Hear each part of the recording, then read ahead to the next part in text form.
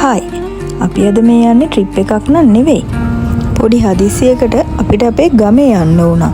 මේ දවස්වල තියෙන ඉන්ධන ප්‍රශ්නෙත් එක්ක ඒ ගමන යන්නේ කොහොමද කියන එකත් අපිට ලොකු ගැටලුවක්. අපි ඔයාලට මුලින්ම කිව්වනේ ට්‍රැවල් කරනකොට එන ගැටලු ගැනත් අපි ඔයාලත් එක්ක කතා කරනවා කියලා. එහෙනම් අපේ ගමේ ලස්සන බලලම අපි මේ ගැටලු විසඳගෙන මේ ගමන ගියේ කොහොමද කියලා කතා කරමු. මේ අපේ අයියාගේ පුතා. එයා මගට ආවා අපිව එක් කරගෙන යන්න. ඒ නිසා අපේ ගමන ටිකක් විතර පහසු වුණා. අපි මේ යන්නේ රත්නපුරේට. රබර් වතු මැද්දෙන් අපි ඔය යන්නේ අපේ ගමට. එහෙනම් බලන්නකෝ අපේ ගමේ ලස්සන.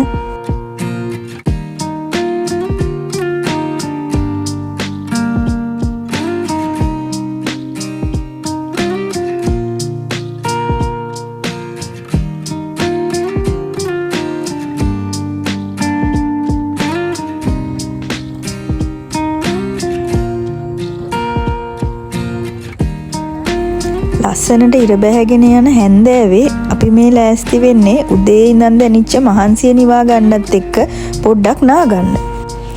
සමනල අඩවියෙන් ආරම්භ වෙලා අපේ ගම මැදින් ගලාගෙන ගිහිල්ලා කුරුගම්මෝදරින් කළුගඟට වැටෙන මේ කුරුගඟ.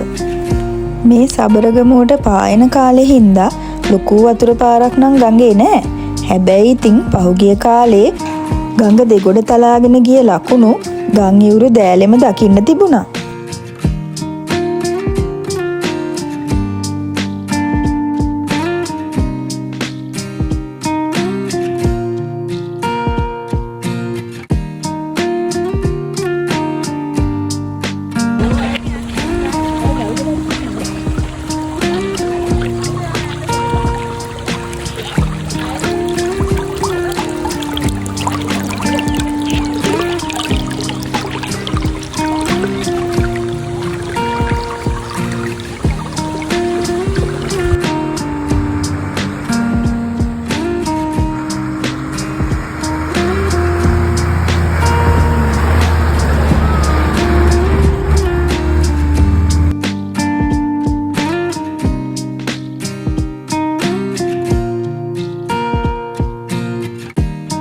අපේ අයියලාගේ ගෙදරට යන පාර වැටිලා තියෙන්නේ මේ වෙල් යායමදී.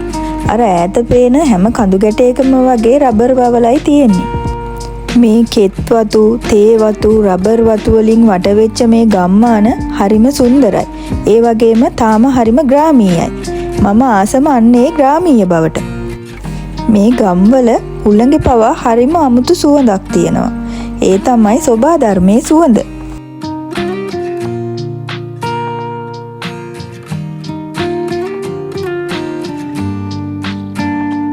හැබැයි ඉතින් ගම් වතුර කාලෙට මේ කුඹුරු ඉඩම් ගොඩක් ඒවා ගම් වතුරට යට වෙනවා. ඒ දවස්වලට මෙයාලගේ එකම වාහනේ ඉතින් ඔරුව තමයි.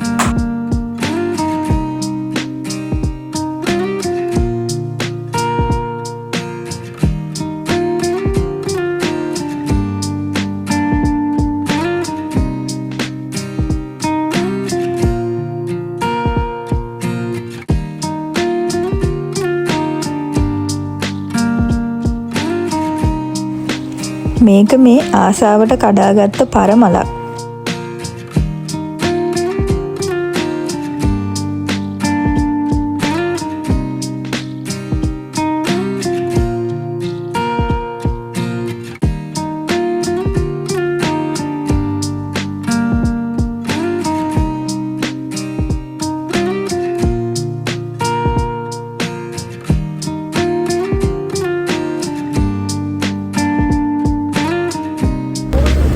මේ අපි පහවදා ගෙදර යන ගමන්. මේක කොළඹ යන බස් එකක්. අපිට මේ බස් එකේම කොළඹට යන්න පුළුවන් වුණත් අපි හිතුවා අවිස්සාවේල්ලෙන් බහැලා කෝච්චියෙන් කොළඹ ගියා නම් ඒ ගමන මීට වඩා ලස්සන වෙයි කියලා. එහෙනම් කැලණි වැලි පාරේ ලස්සන බලන ගමන් අපි එදා අපිට මුණ දෙන්න උන ගැටලුව විසඳගත්තේ කොහොමද කියලාත් අහගන්නකෝ. මේ ගමන අපිට එන්න උනේ හරි හදිස්සියෙන්. ගමන සැලසුම් කරගන්න අපිට තිබ්බේ පොඩි පැය ගාණක්.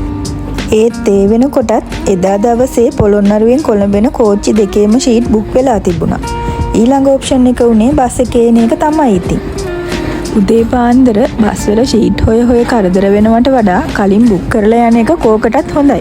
වැඩි කරදර නොවි ඔන්ලයින්ම ෂීට් එක බුක් කරගන්න පුළුවන් පහසුකම් දැන් ඕන තරම් තියෙනවා.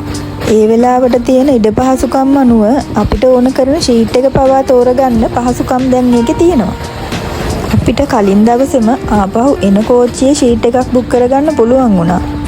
ඒ රෑ 7ට කොටුවෙන් පිටත් වෙන මීනගයා දුම්රියේ. අපට වෙලාව තිබුණ නිසා අපි තීරණය කරා යාළුවෙකුත් බලාගෙනම එන්න. ඒ හින්දා අපි මීගොඩින් බැස්සා. එදා සතිය දවසක් නිසා හවස් වෙනකොට කොළඹ පාරවල් ගොඩක් බිසී වෙනවා. ඒ නිසා අපි තීරණය කළා බස් එකෙන් කොටුවට එන්නේ නැතුව ටැක්සි එක කොටුවට එන්න. අපි ඒ ටැක්සි එක බුක් කරේ කොහොමද කියලා මෙයාගෙන් අහගන්නකෝ. ඉතින් ටැක්සි එක බුක් කරනකොට මම සාමාන්‍යයෙන් කරන පොඩි දෙයක් ඔයාලටත් කියලා දෙන්නම්. ටැක්සි එකක් බුක් කරනකොට ලේසිම විදිය තමයි පික්මි හරි Uber හරි හරහා බුක් කරගන්න එක. හැබැයි එතනදී අපි බලන්න ඕනේ අපිට වාසිම සහ පහසුම විදිය කෝකද කියලා. ඉතින් මම කරන්නේ ඇප් දෙකම ඕපන් කරලා එකින් එකට දීලා බලනවා මට යන්න ඕනේ ලොකේෂන් එක. එතකොට ඒකෙන් මට පෙන්නනවා ඒ ලොකේෂන් එකට යන්න කීයක් වියදම් වෙනවද, මොකද්ද මට තෝරගන්න පුළුවන් ක්‍රමේ, ඒ වගේ විස්තර ටික මට ගන්න පුළුවන්. එතෙන්දී දැන් මේ ගමනේදී මම දාලා බැලුවාම ඔයාලටත් පේනවා ඇති මට පික්මි එකෙන් දැම්මහම 3 wheel එකට 2649ක් වගේම ෆ්ලෙක්ස් එකක්, ඒ කියන්නේ පොඩි කාර් එකක් වගේ කියන්න 3491ක් වගේ ගාණක් පෙන්නනවා. හැබැයි මම ඒ ගමම්ම Uber එකනොත් ඒ විස්තරේම ඒ විදිහට ලොකේෂන් එක දීලා බැලුවාම මට ඊට වැඩිය අඩු ගාණක් තමයි පෙන්වන්නේ. හැබැයි එතන ඊළඟට අපි බලන්න ඕන දේ තමයි අපිට ඉක්මනට වාහනයක් ගෙන්න ගන්න ක්‍රමයක් තියෙන්නේ කෝකෙද කියලා. මොකද සමහර වෙලාවට ගාණ අඩු වුණාට එයාලගේ ළඟපාත වාහන නැති වෙන්න පුළුවන්. ඉතින් හැබැයි අපේ වෙලාවට මේ වෙලාවේදී Uber එකේ වාහනයක් ළඟපාතක තිබ්බා. ඉතින් ඒකත් එක්ක මම තීරණය කරා ගාණත් අඩු සුවපහසුව යන්න Uber එකෙන් ටැක්සි එකක් දාන්න. හැබැයි එතන තව දෙයක් මම බැලුවා මේ ගමන ගොඩක් දුර යන්න තියෙන හින්දා අපිට 3 wheel එක ගියොත් තවත් අමාරුයි. ඒ නිසා මන් තීරණය කරා ටිකක් සුවපහසුව යන්න ඕන නිසා අපි කාර් එකක් ගෙන්න ගන්නවා කියලා. මොකද ලොකු මුදලක වෙනසක් නැති නිසා යන්න තියෙන දුර වැඩිත් නිසා අපි තීරණය කරලා කාර් එකක් ගෙන්න ගත්තා. ඉතින් එහෙම ගෙන්න ගත්ත කාර් එකේ අපි මෙන්න මේ විදිහට සුවපහසුව කොළඹ කොටුව ස්ටේෂන් එකට යනකම් හොඳ රෙස්ට් එකේ ගියා.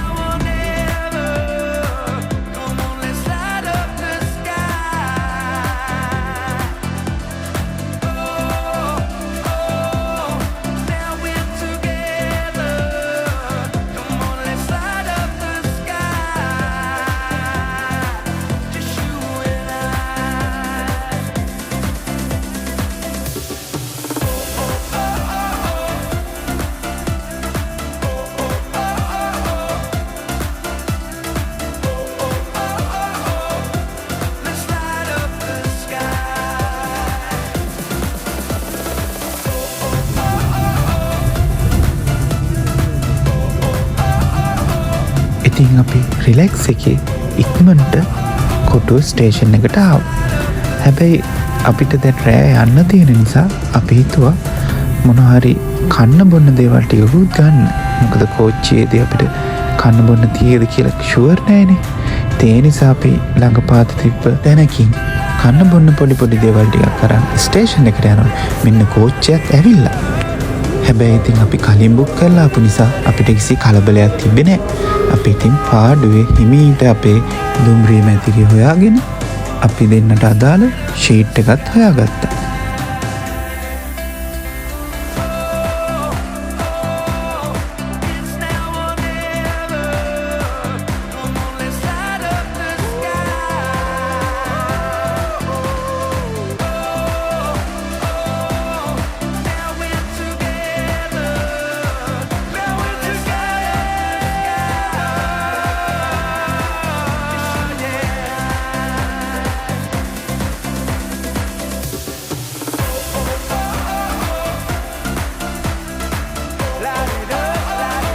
ඉතින් යාළුවනේ ඔන්න ඔහොම තමයි අපි දෙන්න හදිසියේ රත්නපුරේ ගිහිල්ලා ආවේ.